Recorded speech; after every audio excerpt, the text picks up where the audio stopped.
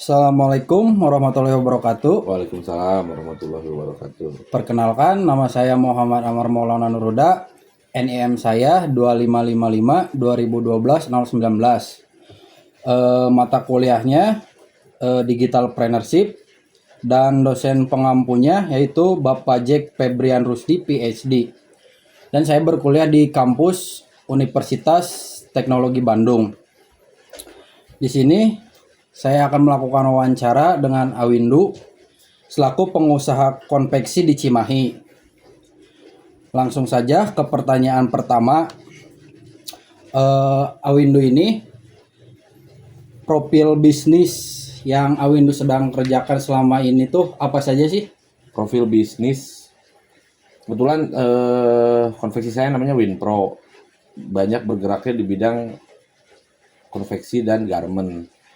Nah, kalau misalnya sekarang apa yang saya kerjakan di Winpro sendiri itu memang sebagian besar produksi untuk fresh order dari konsumen-konsumen memang yang sudah menjadi langganan Winpro itu sendiri. Adapun si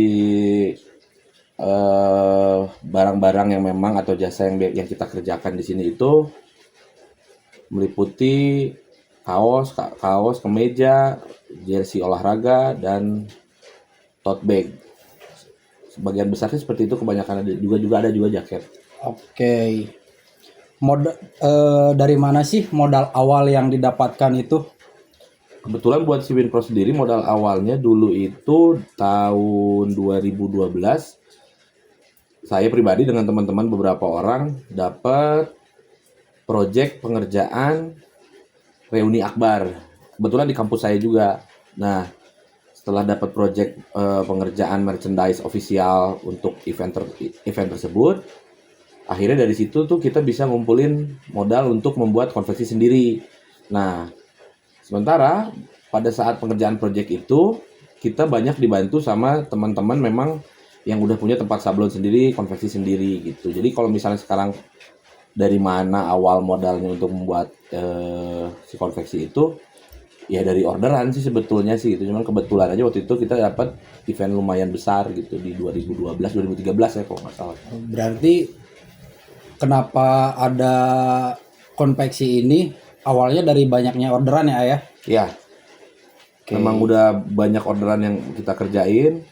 Terus kebetulan 2012 2013 tuh saya lulus dan dapat proyek lumayan agak besar itu dari situ untuk bikin konveksi. Oke. Nah, faktor pendukung apa sih yang yang bikin usaha ini bertahan gitu sampai saat ini? Kalau faktor pendukung mah yang jelas ya memang stabilitas politik, stabilitas ekonomi itu jelas. Kalau faktor pendukung di dalam ya internnya memang kita masih banyak dibantu sama pengrajin-pengrajin sablon, pengrajin-pengrajin bordir, juga ada penjahit-penjahit yang memang sudah bertahun-tahun ikut sama kita. Oke. Berarti banyak juga ya pelaku-pelakunya dan rekan-rekan yang membantu gitu ya. Betul. Untuk menerapkan nih Kang, kalau misalkan ide-ide kreativitas kayak misalkan kan kalau usaha-usaha konveksi itu kadang suka ada aja gitu orang-orang yang belum punya gambarnya lah atau apanya lah. Itu cara menjelaskan atau cara memberi ide-idenya seperti apa sih Kang? Kadang sebetulnya memang kalau konsumen tuh kita nggak bisa atur sesuai dengan kemauan dan idealisnya kita kayak gimana ya. Walaupun memang kalau misalnya kita dapat konsumen yang memang sudah punya desain yang proper, project yang jelas gitu, mereka lebih mudah lah buat kitanya. Maksudnya bukan berarti nggak ada ya si konsumen-konsumen yang memang belum siap terhadap itu gitu, atau bahkan minta tolong ke kita. Nah, untuk beberapa konsumen yang memang belum siap secara desain, secara PO-nya, project-nya, apa segala macam, biasanya kita bantu. Dan kita ada tim untuk mengerjakan setting desainnya, setting sablonnya gitu. Sebetulnya kayak gitu. Oke. Nah, kalau misalkan nih saat buntu ide gitu, kalau orderan lagi sepi, di pikiran tuh hal kreatif apa yang harus lakuin gitu? Sebetulnya kalau kreatifnya kita tuh sebetulnya sama aja ya, mungkin seperti yang lain, cuman kebetulan alhamdulillahnya si Winpro ini memang punya bisnis lain di luar jasa konveksi. Nah, kita ada ada satu brand lah, kita punya satu brand namanya Asgar Jaya. Nah, itu kita memang khusus bergerak di bidang kaos-kaos atau merchandising untuk oleh-oleh.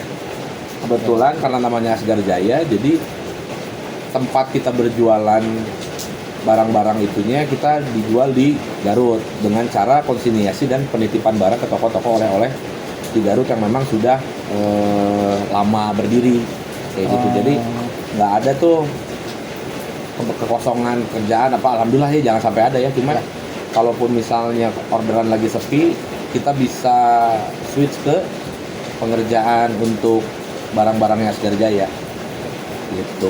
Nah, tadi kan Akang bilang ya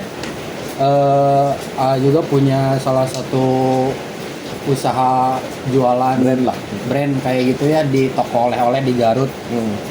Dari mana sih ya itu sumber bahan baku pakaian yang digunain itu? Kalau sumber bahan baku pakaian sebetulnya kita ada beberapa mitra di Bandung, toko-toko yang memang sudah langganan lama. Tapi kalau misalnya mau tahu lebih lanjutnya sih, memang itu sebetulnya barang-barangnya dari pabrik ya, dan juga menyesuaikan dengan budget konsumen itu sendiri gitu. Cuman kalau misalnya boleh disebut brandnya, boleh, nama pabriknya. Kalau pabrik toko kaos tuh bisa di Kedito, bisa di Mulia Lestari. Grupnya Mulia Lestari itu ada ya pabrikku ya, ada Kenari, ada Dunia Garment, Dunia Sandang. Terus ada toko baru, ada banyak lah sebetulnya, banyak. Terus belum lagi toko-toko kecil yang memang ada di Cigondewa dan di Jalan Otista Tamim situ. Gitu. Oke. Intinya masih di kota Bandung, Bandung Cimahi lah. Untuk apa ciri khas atau keunikan produk yang dijual di toko oleh-oleh itu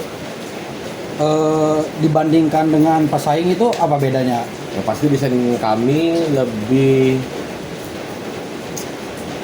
saya kalau bilang modern atau lebih bagus takut masalah ya, cuman lebih kreatif lah dari segi desain. Jadi tidak terlalu terlihat seperti baju oleh-oleh, karena kan banyak stigmanya bahwa baju oleh-oleh itu tiba-tiba hanya menuliskan I love Bandung, I love gedung sate gitu. Nah, kebetulan kalau si Asgar Jaya dibikin lebih jalur gambarnya, jalur desainnya itu lebih ke clothing line gitu. Karena memang kebetulan saya suka gambar-gambar sedikit-sedikit lah gitu. Ada juga dibantu sama adik saya untuk gambar-gambar ini. Kenapa Garut? Kenapa nggak di Bandung gitu? Kan konveksinya di Bandung nih tadi. Betul. Kenapa memasarkan brandnya itu di toko oleh-oleh yang ada di Garut? Nah, kalau kita memutuskan untuk di Garut itu sebetulnya saat ini apa ya, saya bisa bilangnya kebetulan karena kebetulan saya dulu dengan istri pernah tinggal di Garut karena istri memang asli orang Garut. Pada saat itu 2020-2021 Covid lagi ganas-ganasnya, kebetulan saya juga konveksi di Cimahi itu banyak harus tutup pada saat itu karena PPKM lah apa segala macam. Nah, kebetulan ada banyak waktu luang, akhirnya saya sama istri coba keliling buat nyari beberapa peluang lah di Garut. Akhirnya ketemu salah satu toko oleh-oleh yang memang alhamdulillahnya salah satu yang terbesar lah di Garut. Salah satu yang terbesar di Garut. Akhirnya kita cerita, kita punya barang apa, ternyata mereka mau, kita kirim sampel. Alhamdulillah ternyata kepake dan sekarang sudah mau jalan 6 tahun berarti. Juni ini 6 tahun. Nah, kalau misalnya sekarang kenapa di Garut nggak di Bandung? Karena selain kebetulan, kita juga riset bahwa Garut itu kota tujuan wisata alam. Kota tujuan wisata alam, bukan berarti Bandung bukan kota tujuan wisata ya. Tapi kalau Garut itu lebih ke pemainnya untuk si merchandise oleh-oleh Garut, tentang kegarutannya itu masih sedikit lah. Belum sebanyak di Bandung gitu. Nah, Akang ngejual produk-produk itu atau memasarkan produk produk itu melalui media sosial atau marketplace nggak? Sejauh ini kalau di media sosial belum terlalu optimal. Ya, Marketplace pun begitu, karena ternyata kalau yang sudah kita laluin merchandise oleh-oleh itu memang lebih tertarik orang itu beli di tempat kota tersebut, dia berwisata, dia megang langsung barangnya, dia lihat langsung barangnya, dia coba langsung barangnya. Nah, bukan berarti si digital marketingnya kita nggak jalanin, tapi sejauh ini kita jalanin digital marketingnya, cuma memang belum terlalu kerasa impactnya, beda Ya. dengan si offline-nya gitu. oke. Berarti sekarang kan banyak tuh di TikTok atau di Ya. mana-mana juga yang jualan apa namanya? Kaos-kaos gitu Kaos, ya di live. Berarti ini belum memulai ya? Belum. Coba buat memulai. Karena sebetulnya untuk memulainya itu repotnya itu karena kita juga masih sering kekurangan barang untuk ngisi di toko oleh-oleh di Garut. Kebetulan ada beberapa lah di toko oleh-oleh. Nah, itu yang masih kita belum optimalkan lah gitu. Tapi kedepannya memang bahkan sudah rencana memang kita mau ada studio untuk live TikTok, live Shopee segala macam itu dari Garut, dan pengirimannya pun dari Garut. Oke. Untuk penjualan itu gimana sih ya nentuin harga produknya gitu?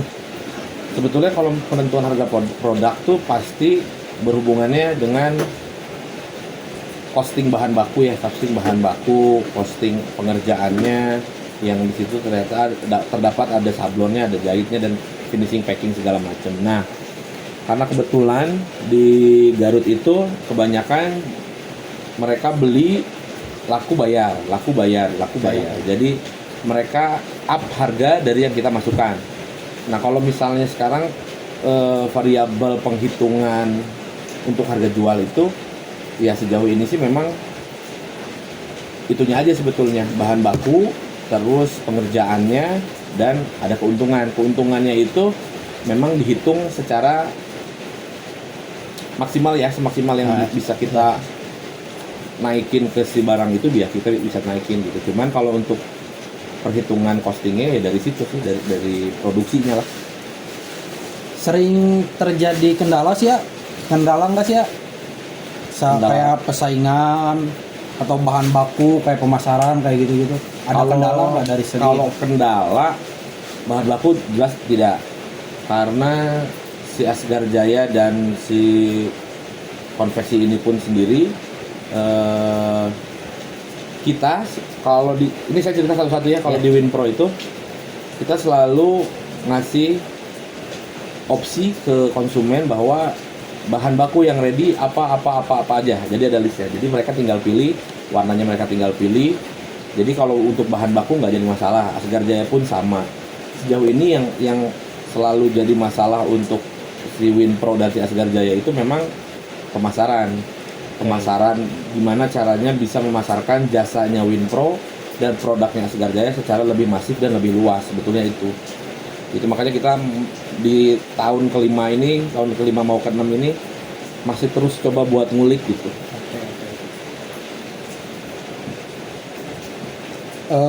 Untuk rencana pengembangan usaha ke depan, kayak misalkan buka toko sendiri, kan sendiri bilang itu dititipin di tempat oleh-oleh ya.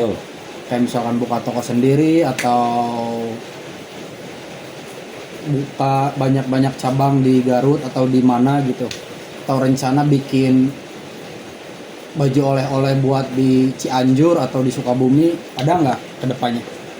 Untuk kedepannya paling dekat sih memang buka toko oleh-oleh sendiri di Garut, karena secara brand juga alhamdulillah udah mulai banyak orang tahu gitu. Terakhir juga saya mudik ke kampung saya di Cirebon, ternyata ada beberapa orang yang pakai baju si Asgar Jaya, mungkin ya entah keluarganya dari sana atau gimana gitu. Cuman rencana terdekatnya buat si Asgar Jaya sih itu bikin toko oleh-oleh, tapi nggak untuk kemungkinan juga buat kita bikin beberapa merchandise oleh-oleh tapi untuk kota-kota lain ya. Pengen sih itu, pengen juga, cuman sejauh ini yang mau kita kejar sekarang itu selain digital marketingnya ya kita punya toko oleh-oleh sendiri yang memang toko Asgar Jayanya gitu, sebetulnya kayak gitu. Oke. mungkin cukup ya. Wawancara dari saya. Terima kasih sudah meluangkan waktunya juga. Assalamualaikum warahmatullahi wabarakatuh. Waalaikumsalam.